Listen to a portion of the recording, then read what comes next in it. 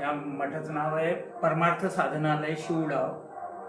हे स्थापन केली 1920 साली.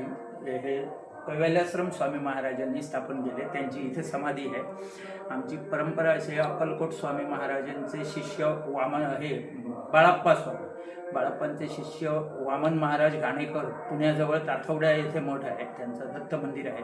आणि त्यांचे शिष्य हे कैवल्याश्रम स्वामी म्हणजे पूर्वाश्रमीचे दिनकर शिवराम नाडकर यांनी 1920 साली हा मठ बांधला.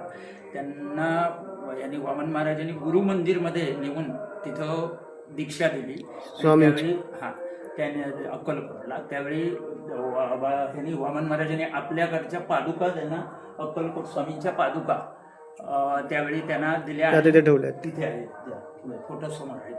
त्यावेळी तुम्ही स्वामी समर्थ ह्याचा पुढे प्रचार प्रसार करण्यासाठी त्यांना हे केलं. मग त्यांनी इथे येऊन ह्या मठाची इथे स्थापना केली 1920 साली. त्यानंतर त्यांनी संन्यास घेतला होता. संन्यास घेतल्यामुळे घरी राहत नाही, मग ते इथे राहायचे आणि इथे गेले.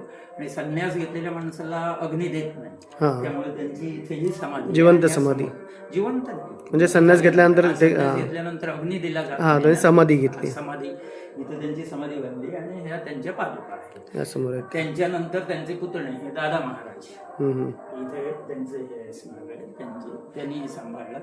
त्यांचं हे 89 साली त्यांचं हे झालं. त्यानंतर इथे त्यांचे पुतणे ते सगळं सांभाळतात. अच्छा. आणि तुम्ही इथे? आम्ही इथे पुजारी येणार. छान, धन्यवाद. श्री स्वामी समर्थ.